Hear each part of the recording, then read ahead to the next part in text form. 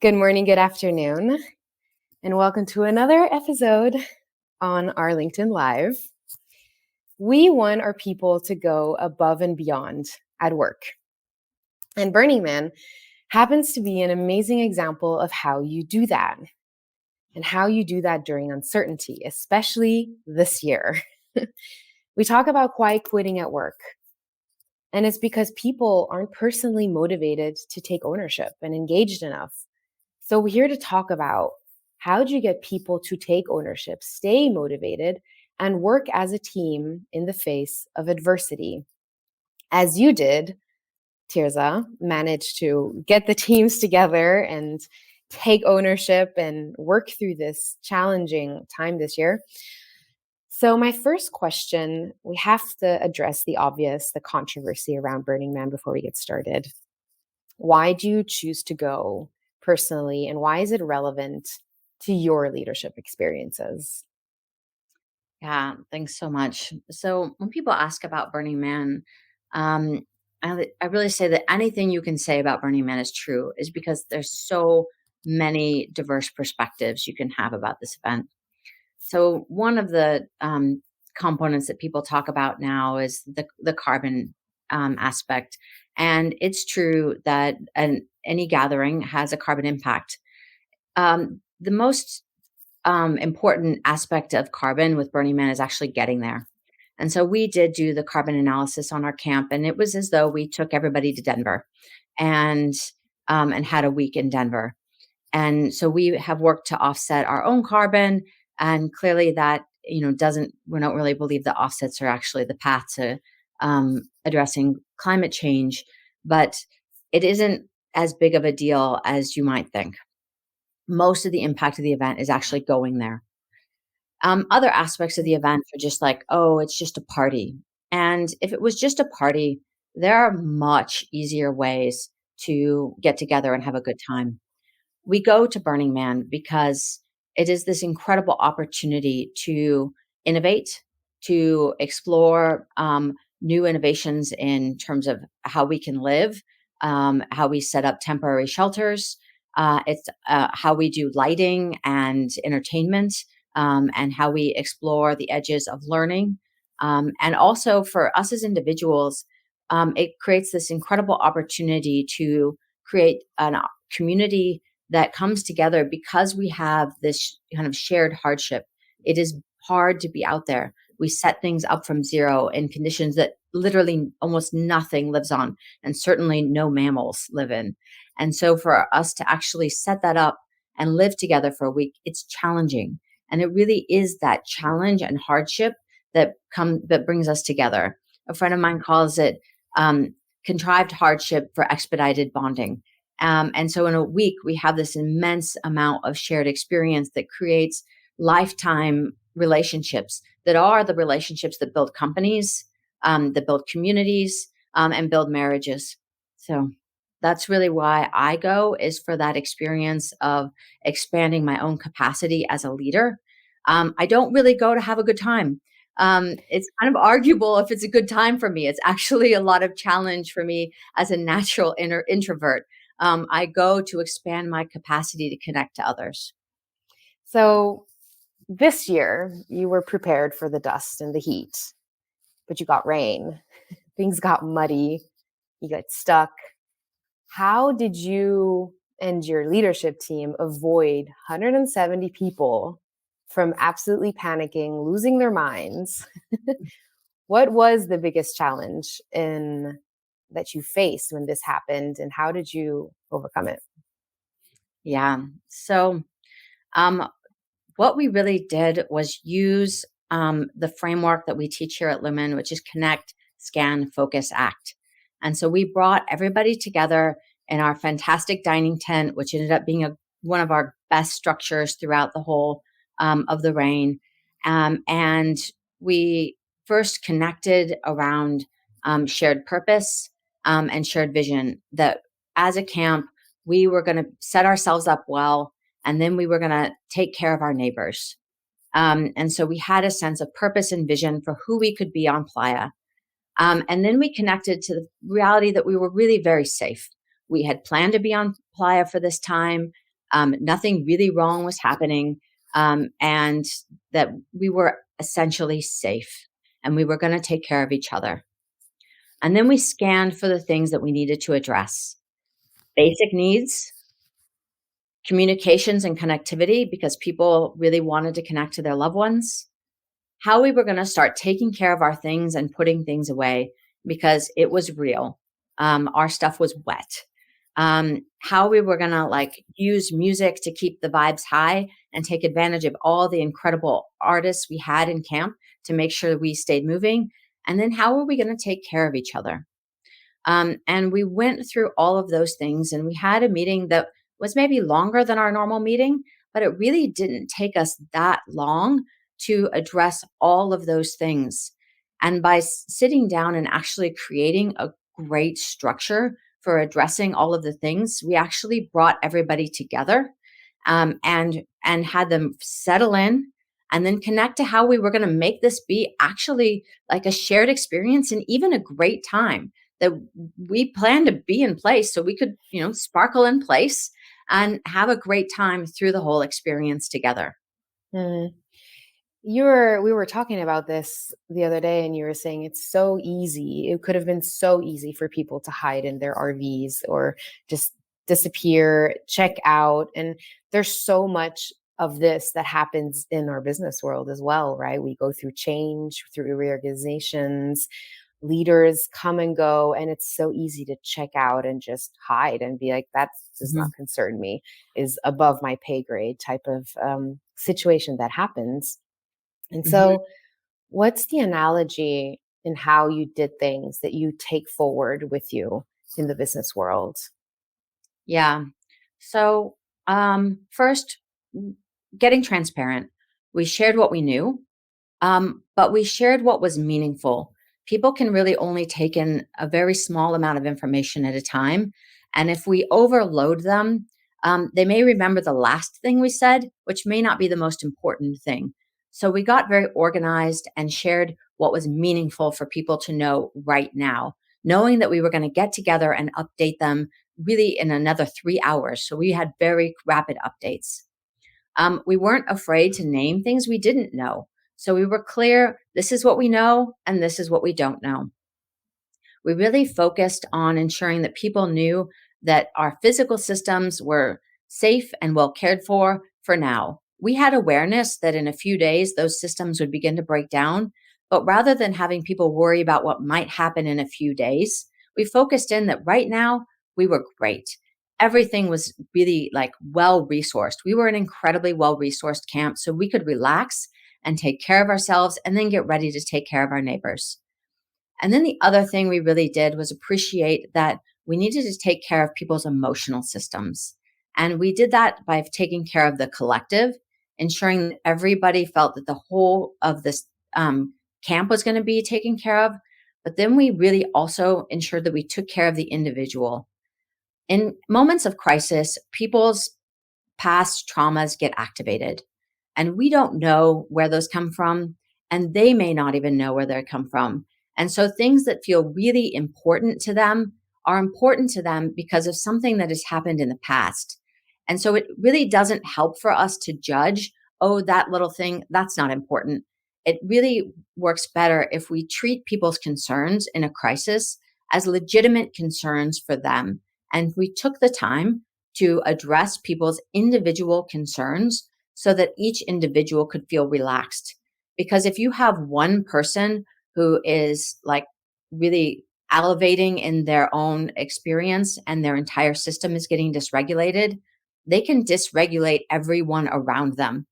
And so rather than assuming that one individual's little need about whatever, a job thing that they had coming up in 2 days that they were worried about whether they could get to, rather than making that feel small and insignificant, we took it seriously so that they could relax and be part of the team. And I think that's something that leaders need to understand is it's very easy for us to want to take care of the whole and dismiss the individual. But the individual needs are everything for that person. And so if we take the time to take care of the individuals, by doing that, we're taking care of the entire of the vibes, if you will, the culture or the well-being of the whole. So I think we're getting really at the root of the matter here. We have to care so that other people care about what's going on and feel engaged and start to take ownership. But that starts with the leaders, right? And so what does that look like within yourself? And I'm kind of deriving off of what we intended to talk about, but what does that look like in yourself to become aware of people's emotional needs so that you're really striking that balance between what the collective needs and what the individual needs? Hmm. So first, making sure we take care of the collective and then make a space for dealing with individuals that isn't taking everybody's attention. And then for me, it's about making myself available. And what I really increased my personal capacity to do was to greet each individual and be present and caring about their needs, and then to let it go so that I could move on to the next person. And so, as leaders, it's really vital that we both are able to be present and engaged with the person in front of us, but also that we're able to kind of refresh and move forward. Because when you have 170, 180, maybe there were as many as 200 people at one point, people to tend to, you can't get stuck in one person's needs, nor can you dwell on it. And so my co-lead Eric and I developed this like tool we called self-cleaning oven, where we could like address something that maybe came up between us, or something we needed to clear that had happened with somebody else, so that we could like clean up and move on. And I think having those tools where you can clean up your own field and move on, whether that's with your leadership team or somebody who's a support system for you. It's really vital as a leader that you're able to clean up, refresh, so that you can go address the next person with the same level of care you gave to the last person. That's so interesting. And how do you keep your container full? Would you say that when you make space for the individual, that also gives you energy back?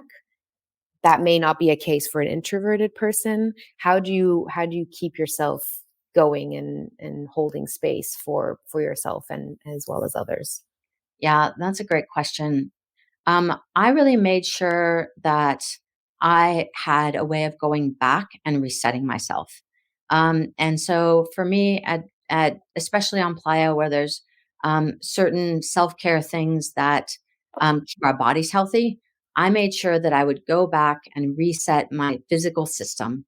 But in taking care of my physical system, I also would reset in the like I am taking care of myself right now, and that's water, hydration, skincare, but really taking these small moments to reset my own system, and then also using things like writing things down so that I didn't lose track of things or have a like ongoing sense of anxiety about things that needed to get tended to.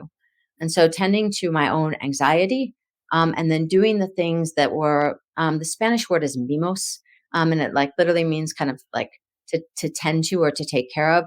I would go do a few moments of like mimos for myself, every maybe 90 minutes, so that like I was ready to greet the next person. Because it isn't, for some people that like engagement is actually really life giving and energy giving, and for me, it takes energy. But there was a real need to just keep going in it, and so finding ways to just reset myself and then go back out and go at it, but not feeling like I needed to take myself into a place of debt in order to just keep going, because that doesn't serve. And so really appreciating at which point am I kind of over the line, and do I need to pull back and go take care of myself so I can show up for everybody else well. I love that. I love especially how you truly live that in your day-to-day leadership role at Lumen as well.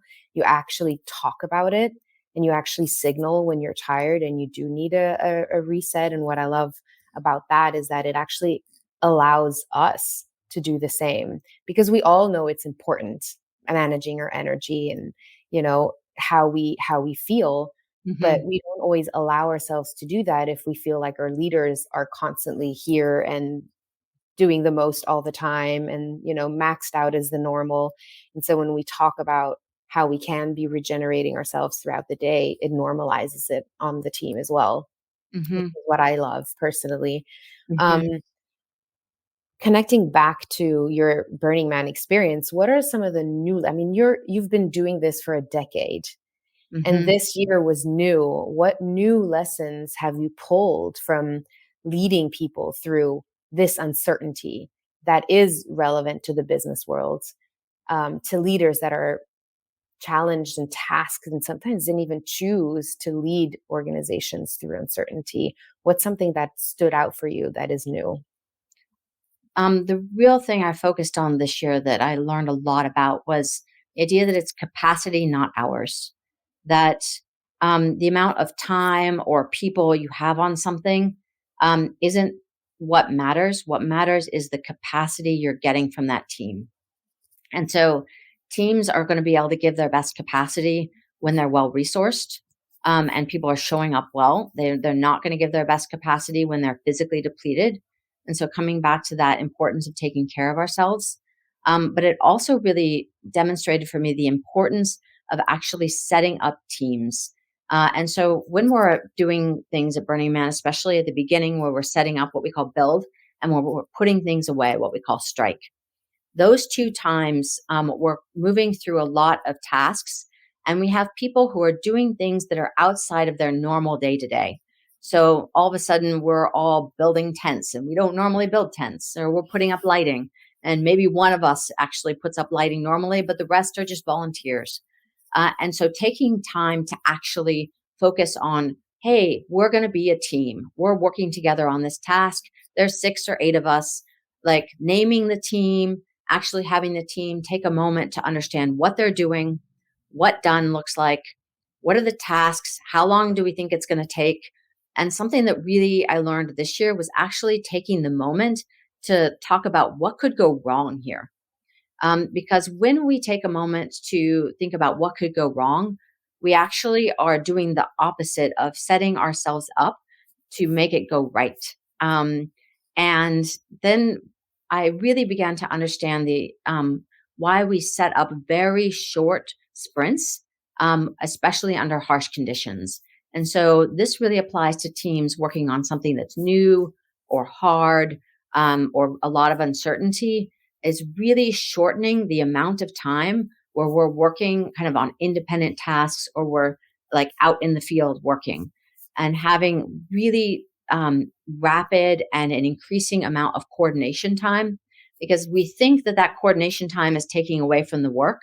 But when we begin to understand that it's very much about capacity, not hours, the more coordinated we are, the more like capacity we have, where that kind of 1 + 1 = 3. When we're coordinated and working well together, we just get so much more out of a team.